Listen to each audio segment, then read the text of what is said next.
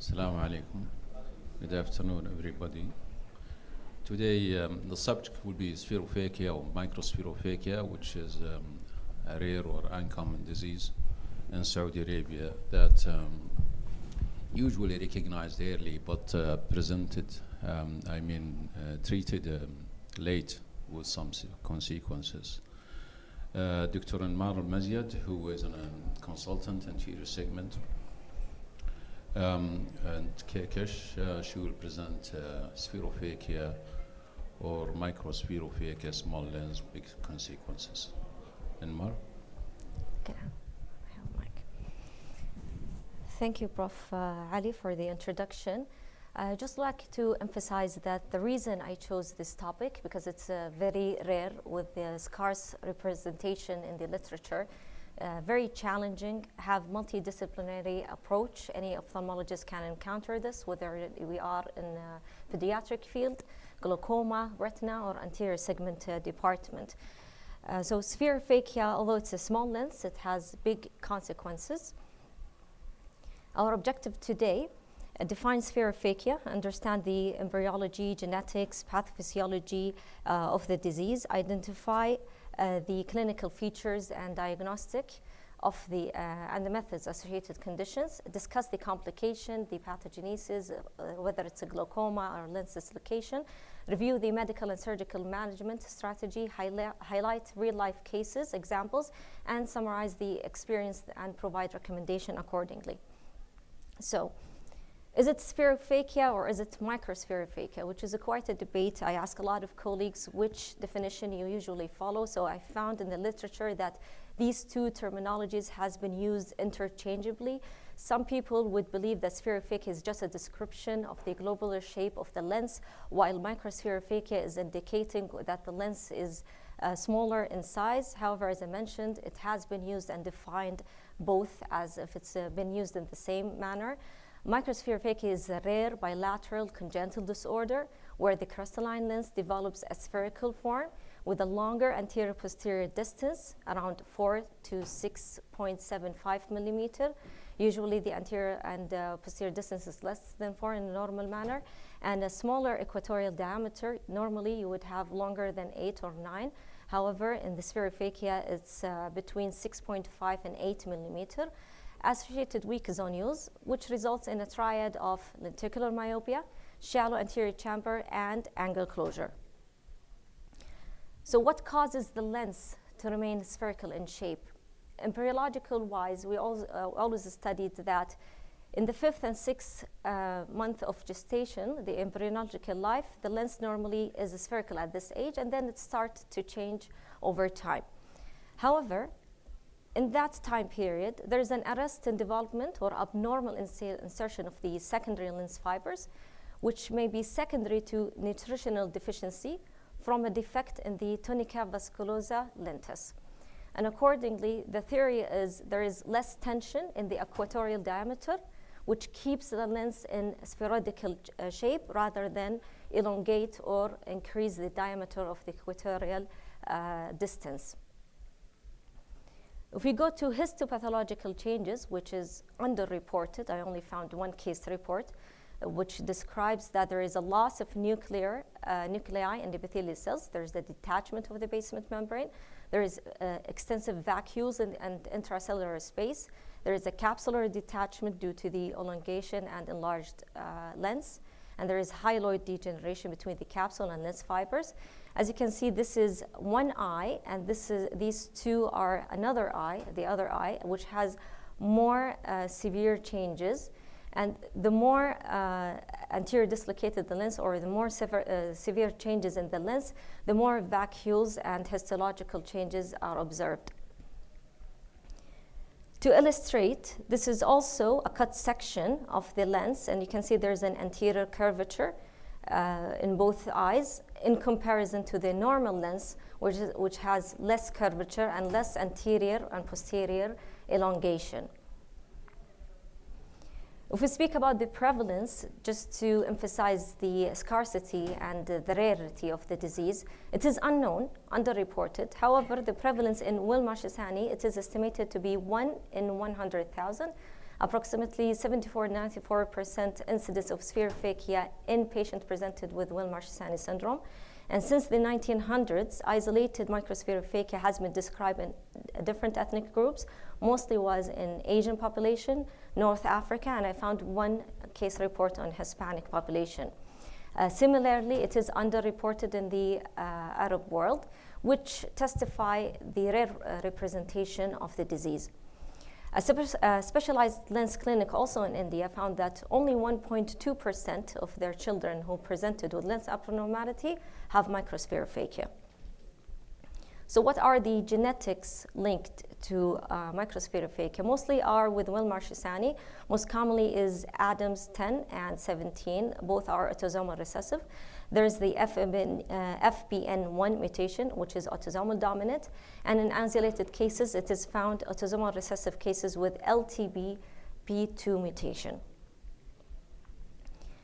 It can be presented as syndromatic with multi-system involvement. It can also happen with isolatory or oscillatory ophthalmic anomalies, and it can be only isolated microspherophakia. When I went through the literature, this is what I found. It can happen also in ichthyosis, although we mostly focus on Albert, homocystinuria, and Wilmer-Shissani, but it has been reported in ichthyosis. It has been also reported with axanthid, calantrophyre, chondrodysplasia as well, cases with hernia, metaphyseal dysplasia, Wilmer-Shissani, and Marfan. However, we usually focus on Wilmer-Shissani because it's 90% association with the spherophakia as presented in the literature. It is important to mention the systemic features of Wilmer-Shissani is short stature, brachydactyly, and joint contraction, in comparison to Marfan, which has disproportionate tall stature and aortic root enlargement. And this is very important in counseling the patient for anesthesia later on. In case with only ocular anomalies, it has been described with megalocornea, ectopia lentis with or without secondary glaucoma. It has been described in aniridia, in ICE syndrome, and in optic disc globoma as well. The key features are abnormality in the lens thickness, defective accommodation at young age, features of angle closure and pass, glaucomatous optic atrophy, isolated or syndromatic association, lens seen in a fully dilated pupil. You can see the lens edges, which is something you don't usually see, subluxation dislocation in severe cases, and moderate or high myopia. To illustrate, you will see a patient with high myopia with thick glasses, shallow anterior chamber, and upon dilation, you can also see the equatorial and the lens edges. In severe cases, there is lens dislocation, which is usually what you face in the ER as a resident. And you have fake hodonesis as demonstrated in the video here. It is important to mention that mechanism of a glaucoma is not only pupillary block, as we see in severe and late cases. And it is not only lens crowding, and it is not only because of recurrent episodes of high IOP resulting in pass in the angle. It is found in the literature that there is an associated angle abnormalities and anomalies that is pre-existing with the condition and the disease. And we will discuss later on why am I emphasizing on this point. In examination, it is important to note that always look for systemic features, always do a proper evaluation of the lens morphology, the degree of subluxation dislocation. Is it clear or cataractous lens? Is there any pass, any glaucomatous disc changes, the IOP, and rule out any peripheral retina pathology? The reason I put this silly illustration of a slit lamp because we often forget to examine the patient in a supine position, which is very important to indicate the lens laxity, the integrity of the zonules, and whether this should be in a limbal approach or a posterior and pars plana approach with assistance of the retina specialist. In terms of investigations, if you use a shunt-plug camera, such as an Pentacam, you can always measure the anterior chamber, as you can see here. And it can also demonstrate for you the prolonged anterior and posterior diameter of the lens. Not only that, if you're lucky and you're working in a hospital with anterior segment OCT, you can always evaluate the angle. You don't have to wait to a severe pupillary block situation. You can see the globular shape of the anterior lens. The role of IL calculation is helpful also to calculate the axial length to differentiate whether this is also have an associated axial myopia or also not only lenticular myopia. You can see the lens thickness. I can see here it's 4.75, but there's an exclamation mark because it is very difficult to calculate it, or it is very abnormal, the thickness, and that is why they always have an exclamation mark. There is an astigmatism associated, which is often it is a lenticular astigmatism due to the shape, and you can see how it is have an increased distance between the anterior and posterior capsule. Not only that, more invasive or more depth illustration using the UPM, you can see the angular closure, you can see the globular shape, and you can also measure and compare whether this follows the literature or not. As we mentioned, that the anterior and posterior diameter often will be larger than 4.6 or 5 with low equatorial diameter.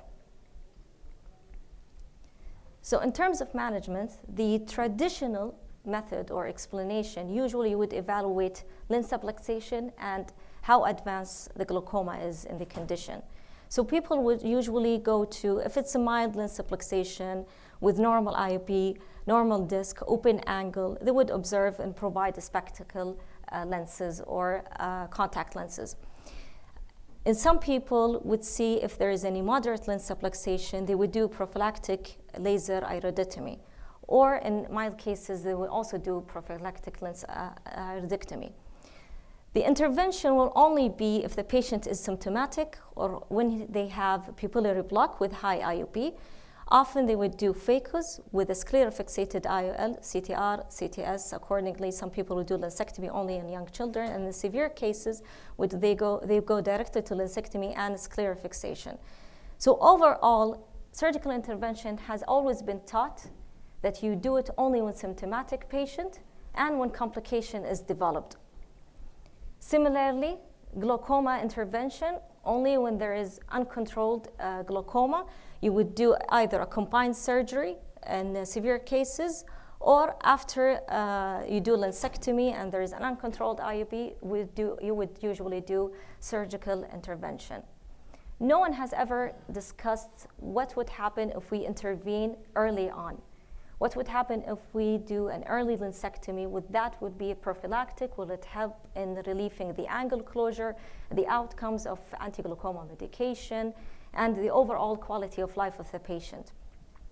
Accordingly, we studied retrospectively 18 cases, both Prof. Ali and I, of patients and eyes who underwent early lens aspiration with posterior chamber intraocular lens, CTR in microspheric cases, in order to avoid lens-induced complication on the long run.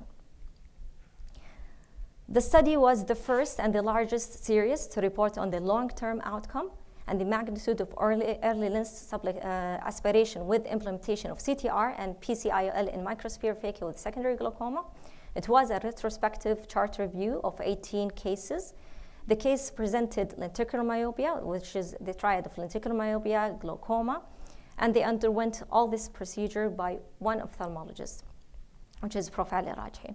The baseline long-term post-operative outcome and complications were documented. The CTR size that was used was 12 and 10, and this is a question might rise in your mind.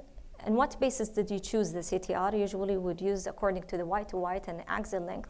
I asked Prof. Ali as well, how did you choose this, the size of the CTR? It was the only available largest size of CTR at that time. And usually in the literature, they advise to go with the largest size possible to increase the diameter of the equatorial and have more stability.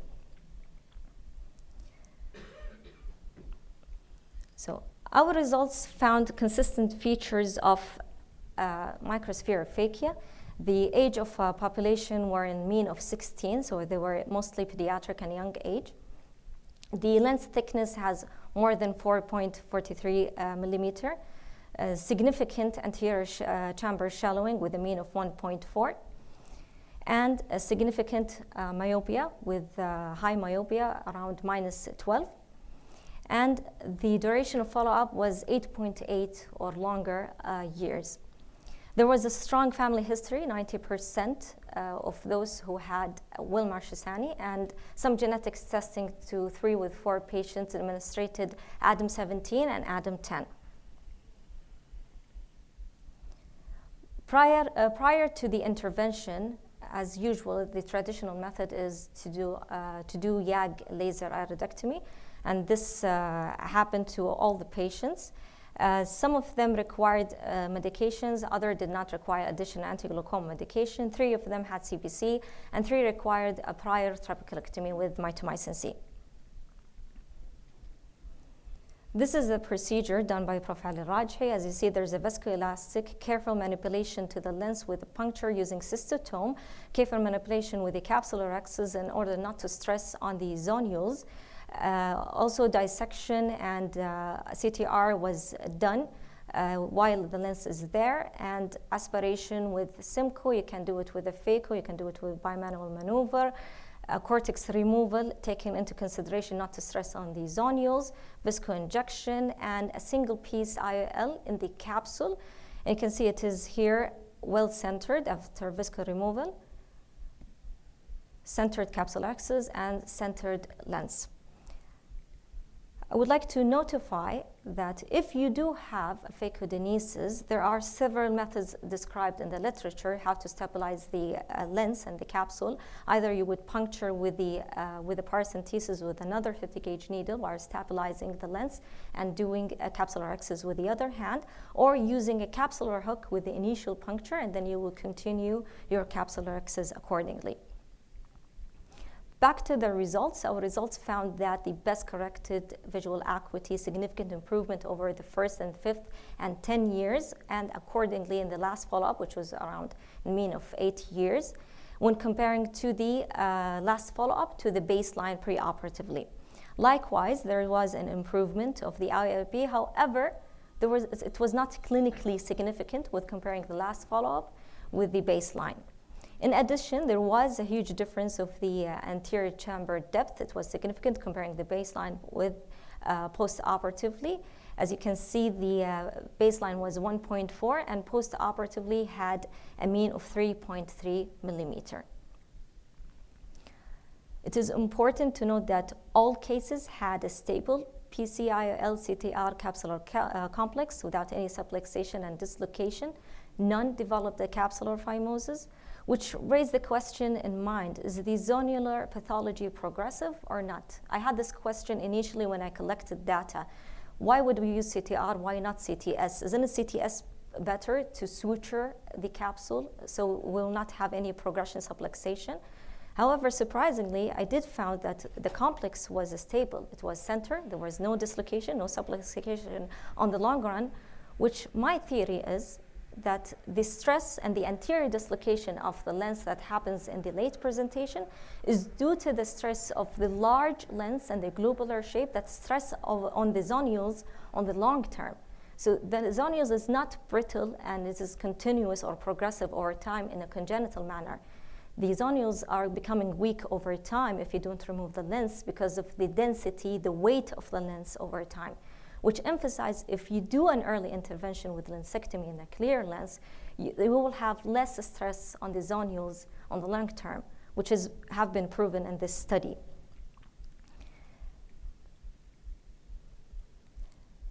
We had only 6 cases where they underwent YAG capsulectomy with mild capsular opacity. 5 of 18 of these eyes that required anti-glaucoma did not require either preoperatively or postoperatively, meaning that they had a very mild form of glaucoma. 2 eyes remained using the same number of the anti-glaucoma.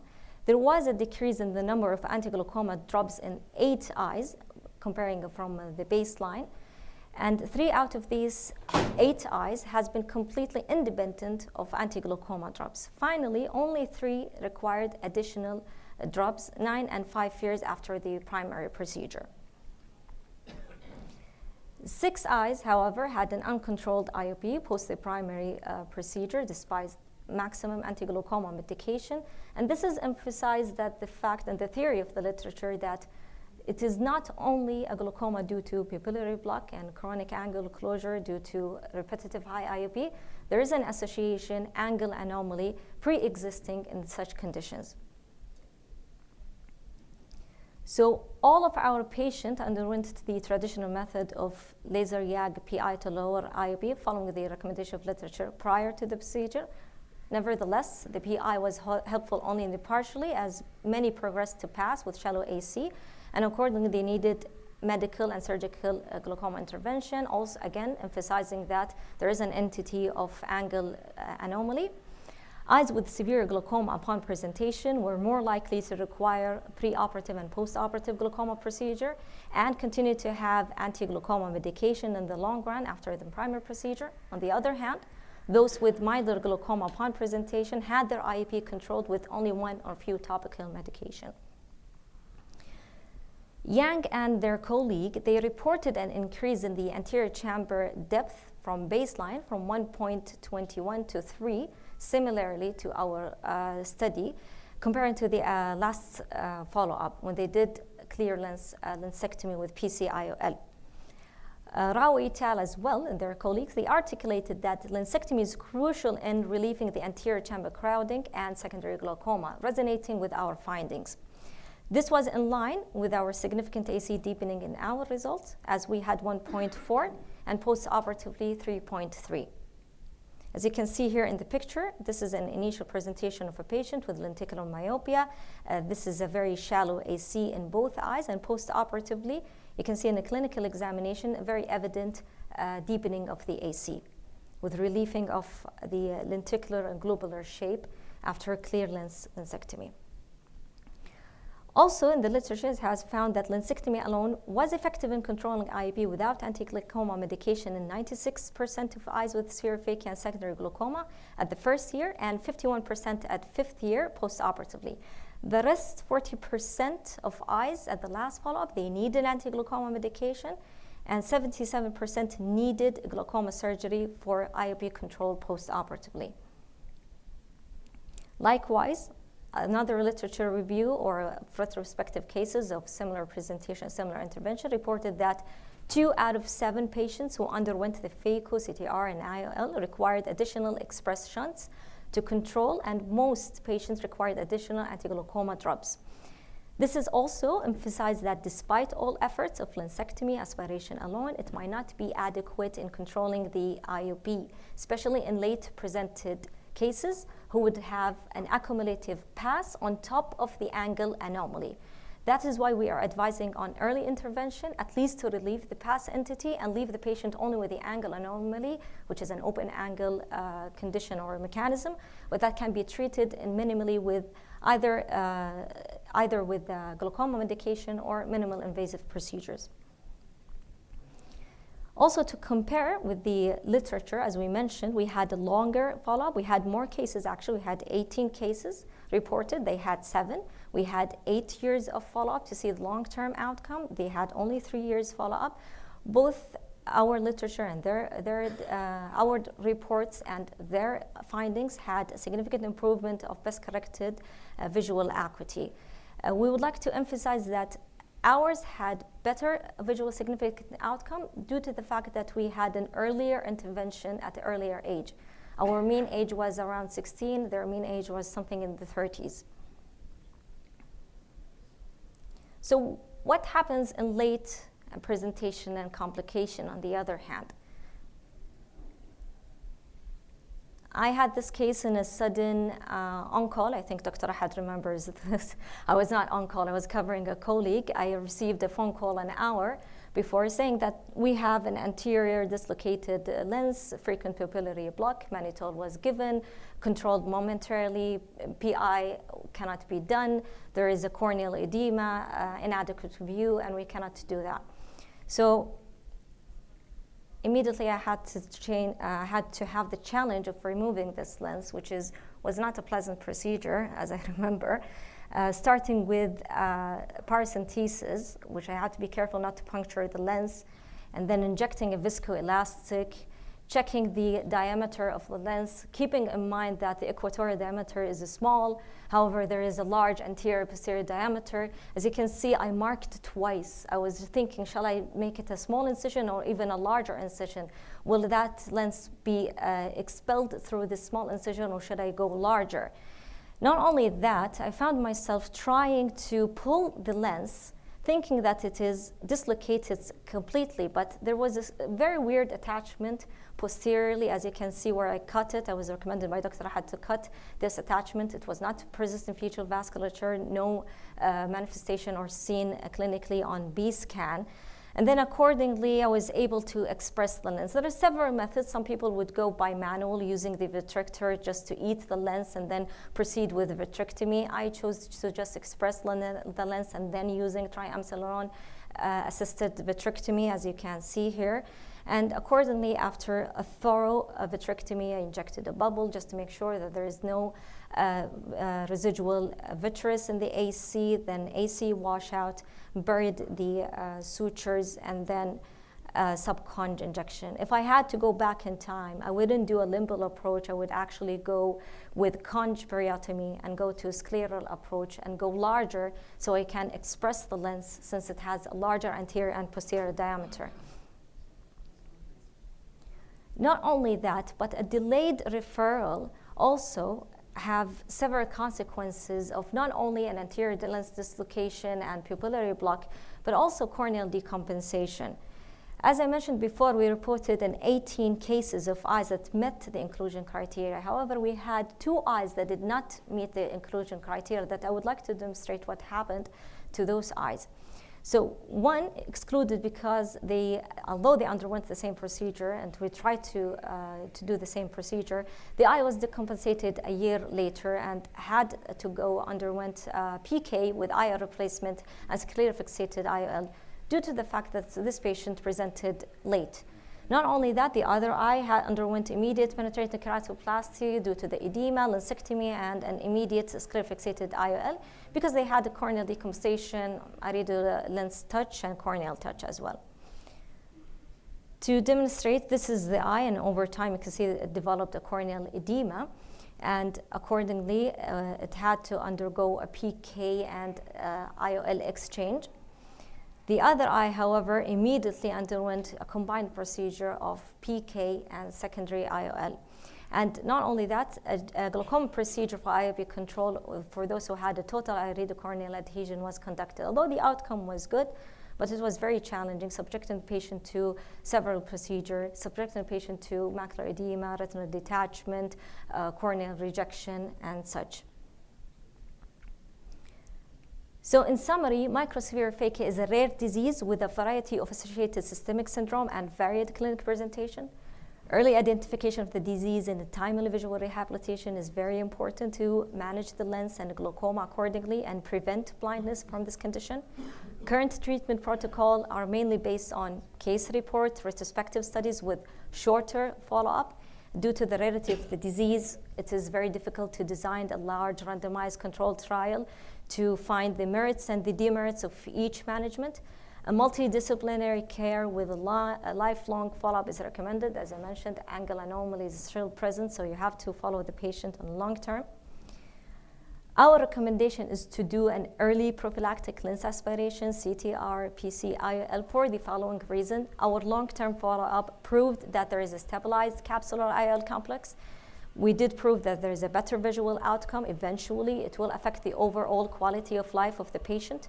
It will prevent undesirable complications such as secondary glaucoma, PAS, chronic glaucoma, progressive of AC shallowing, irido lens and corneal touch, corneal decompensation. You do preserve the posterior capsule, and this is very important to avoid risk of vitreous loss, CME, and retinal detachment in these susceptible individuals. And overall, you would reduce the hospital, clinic, and emergency visits and admission for the patient. Thank you.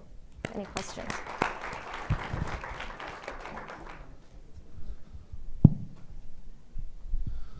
Thank you, Dr. Enmar. This was very thorough review and showing the surgical techniques. Any questions or comments? Yes?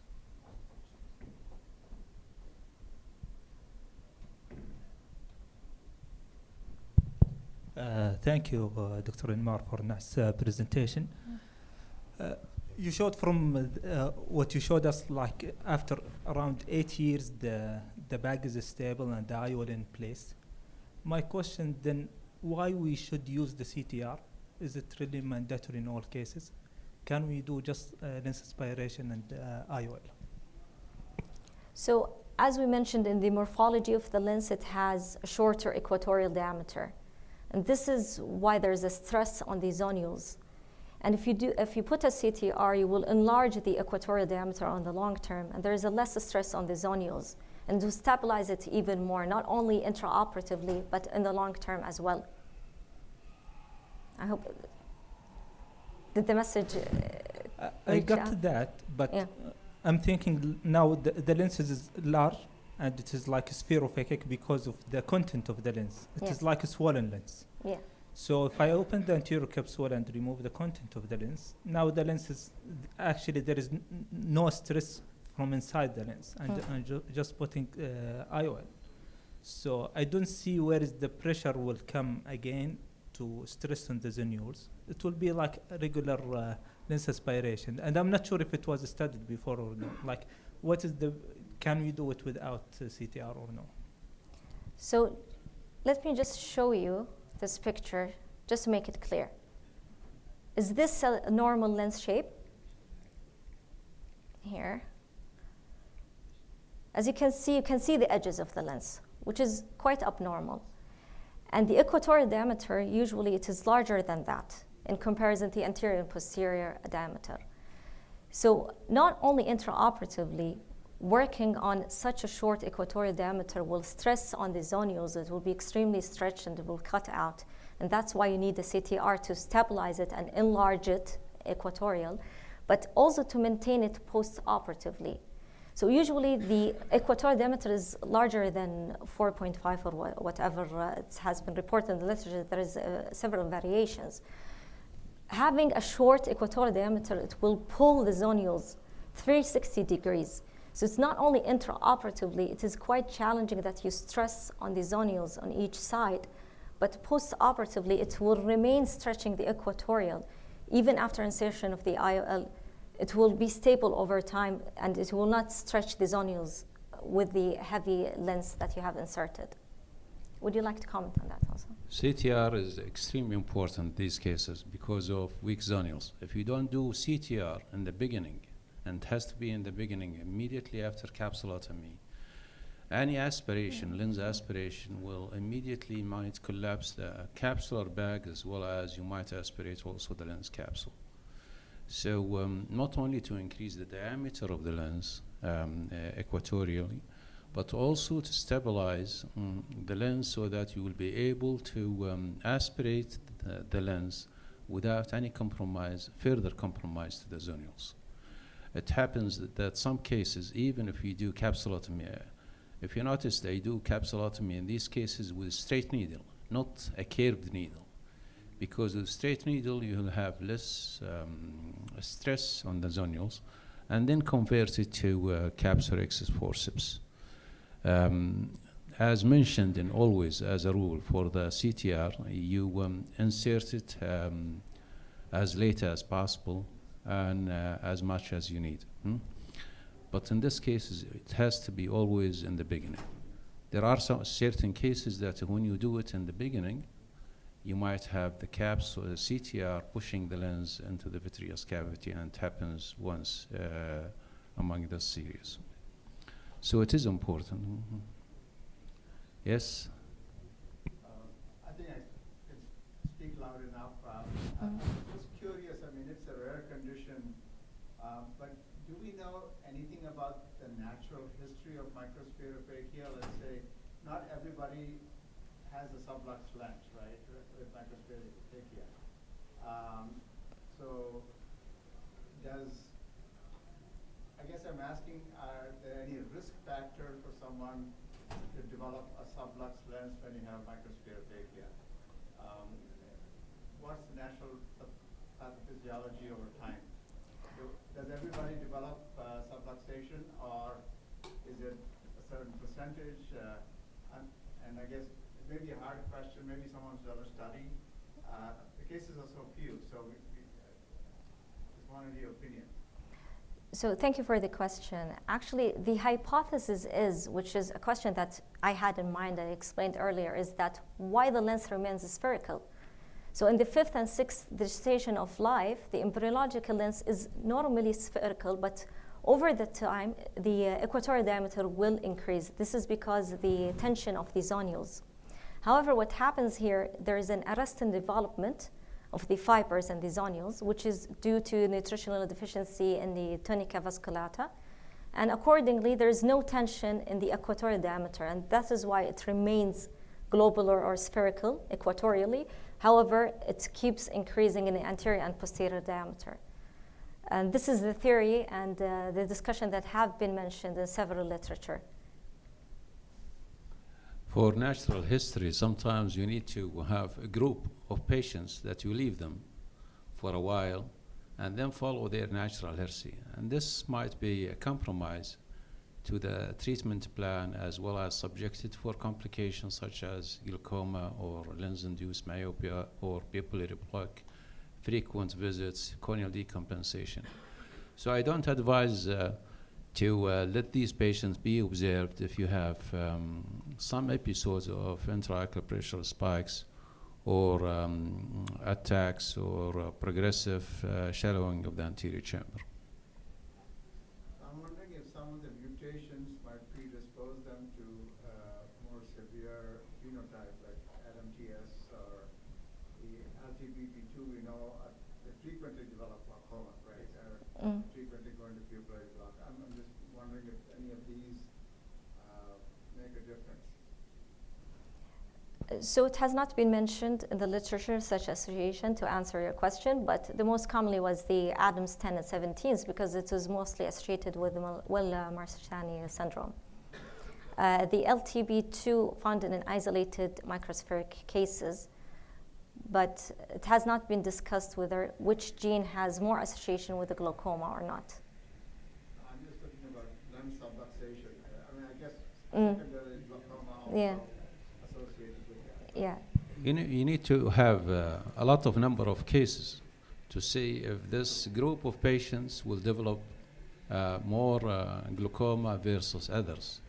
It is a rare disease already and mostly associated with one syndrome. The other syndrome is much rarer. Yeah. Yes, Ahad?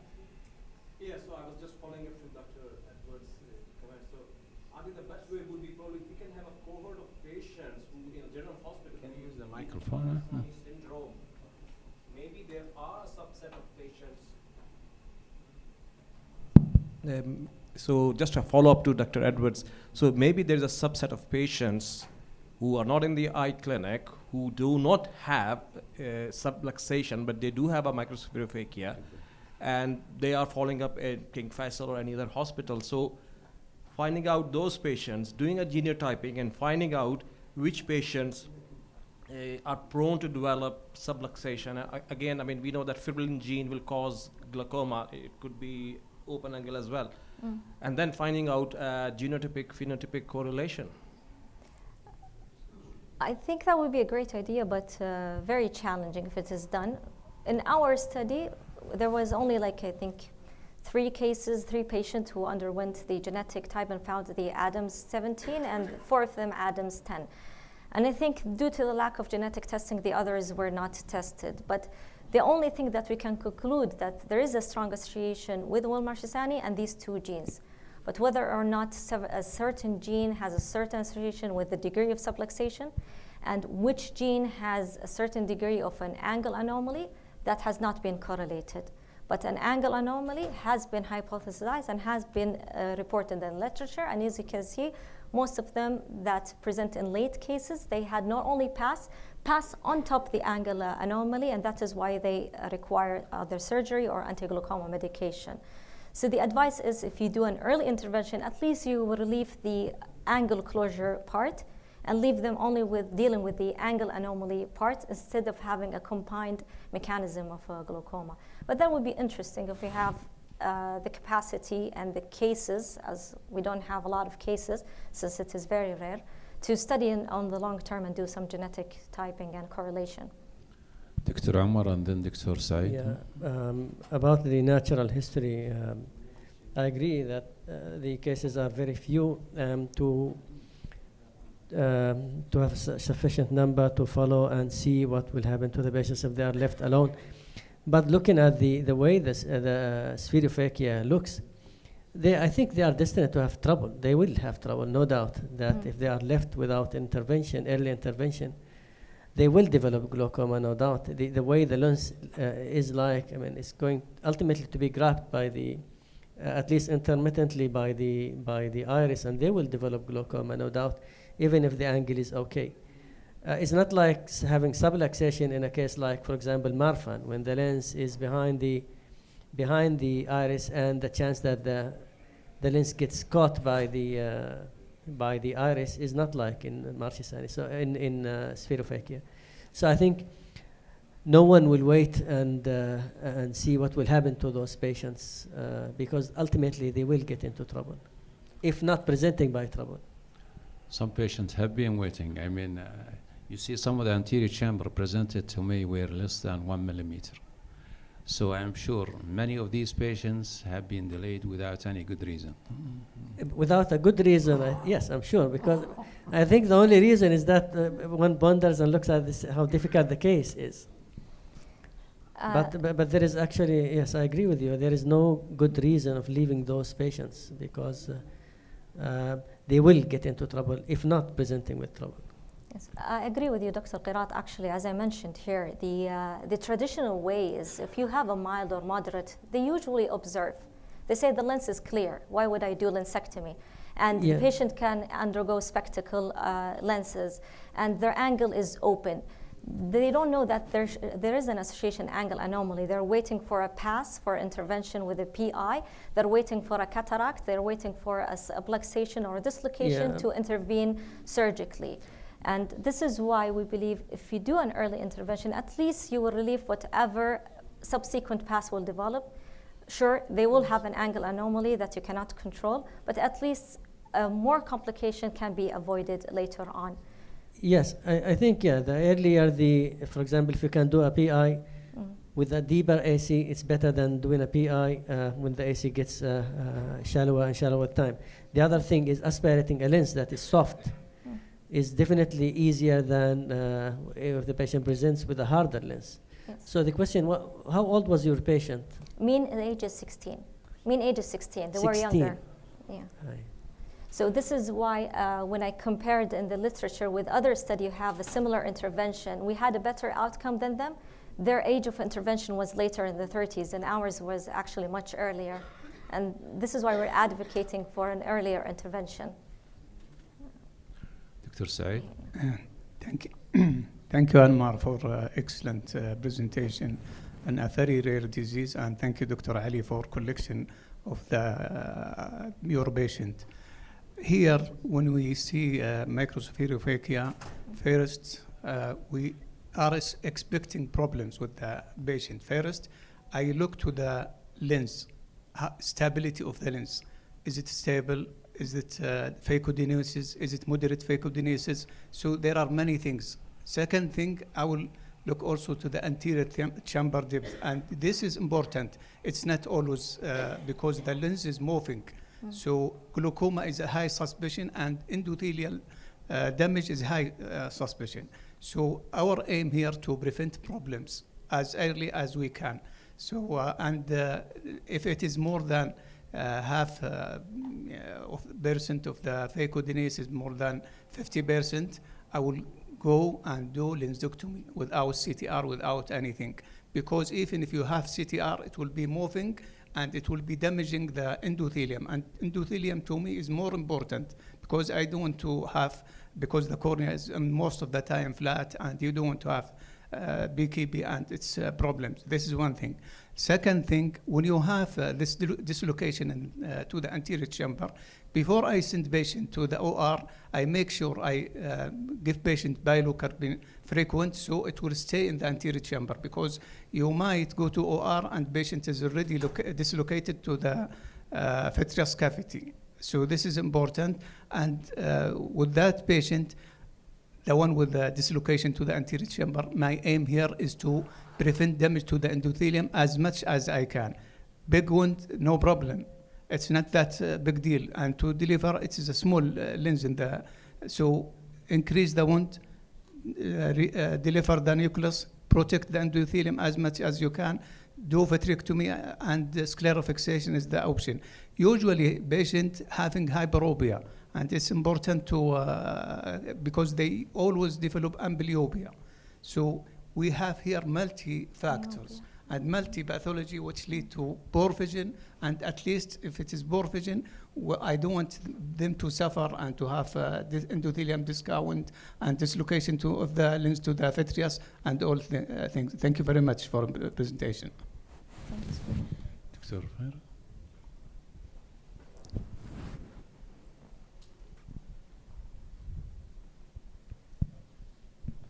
Assalamu alaikum. Thank you, Enmar, and thank you, Prof, for this nice talk. And then my question is more technical. I want you please to readdress how you chose the size of the CTR. I noticed that you chose between 12 and 10, and you said that you correlated that to the axial length, or what? Can you repeat this detail on how you chose the size? So, yeah, sorry. Okay. The second question, Prof. Ali, I had an experience with a case of subluxated microspherophakic eye, and I originally intended to suture a CTS segment to stabilize the lens and the IOL bag complex because it was already subluxated. But I had problem matching the curvature of the CTS segment to the curvature of the IOL bag. So I wonder if you have some tips in or experience with that. So I ended up not being able to keep the CTS segment in the bag underneath the anterior capsule in the normal or in the ideal position. I couldn't fit it because it kept, the bag was too small for it. I'll answer about the CTR aspect. Yes, I did mention that you have to correlate the Y to Y to axial length. But however, at that time, while I was collecting the cases, some of them are actually retrospectively, is that I found at that time Kekesh had only those sizes, and this is what the largest size was available. But accordingly, it was chosen and has been advocated in the literature. So it wasn't correlating each case. This is what was available at that time. The CTRs comes into 3 sizes, from 10 to 12, usually commercially. And for high myopes, usually 13 to 14, 11 to 13, and then 12 to 14. The smallest one we use was 10 to 12 because other ones are very difficult, and the equatorial is not as. This is why you will see at the end they are overlapping. I have asked Morcher himself from the Morcher company to make 8 to 10 millimeter so that we can fit it easily, because some of these cases, if you push it, you might push it into the vitreous cavity. So they recommended us to have a smaller one. Regarding CTS, it can be implanted. I have implanted many of these cases, not particularly with Spherophakia, but with our subluxated lens. And the curvature is not as important because you will, the equatorial side of the capsule, you can fit it with the CTS without any problems. And another trick also, during surgery, sometimes the anterior chamber is extremely shallow and you have positive pressure. So what we do sometimes, dry pars-plana vitrectomy, so that you will push the lens itself posteriorly, and you will have more space in the anterior chamber to be formed and to maneuver the lens and do capsulotomy without any difficulty. Thank you. Yes? We need some comments from glaucoma as well as pediatric group. Not a glaucoma comment. It's a question about if we know more about the family history and also maybe examine other members of the family to know about the natural history of the disease. Because maybe there are members of the families who have the condition did not get any management. So we don't have siblings. Actually, this week we have two siblings, sister and brother. One was symptomatic and the other one was not symptomatic. So both got treated the same way. So it is important to see in the family members if they have this disease, especially if they have the syndrome, or Marchesani syndrome. Yeah, but if we ask them about older members of the family, how is their vision condition, when did they start to have problems with vision, maybe they are like, even if they have died already, but we know about the family history, maybe we know that maybe at the age of 50 they start having problems also. And many of these cases are passed and recognized unless they have pain or high intraocular pressure or subluxated lens, because they will start with lens-induced myopia, and maybe pressure will be borderline. And then once they have an attack, they will come to the emergency or whatever. Many of these cases, by the way, are referred from Dr. Jadan and Dr. Morales during that time. So the genetic study was initiated here and was initiated by Dr. Morales and his group. Yes? Thank you. يعطيكم العافية جميعا. I have a question regarding the IOL calculation. Because the lens is moving a little bit, and I see that the refractive error was like towards the myopic side, -12. Any considerations for the IOL calculation for these patients? This is very important. The only problem sometimes we face is effective lens position, anterior chamber. But if you do, for example, some formulas, they don't depend on the anterior chamber depth, such as Haig's. So you use multiple formula and then you select the most suitable. And many of these patients, they usually grow up and they will end by myopia. And even if they end by myopia, it's better because they are used to it and you can always treat it rather than hyperopia. If I may comment regarding the IOL calculation, whenever we look at an eye with myopic prescription, we think that the IOL calculation will be inaccurate because we assume that this is axial myopia, but this case is different. Actually, the axial length is normal, and the Ks are normal. So as Dr. Ali said, in this case, you don't need to worry about the hyperopic shift because of myopia, of axial length related myopia.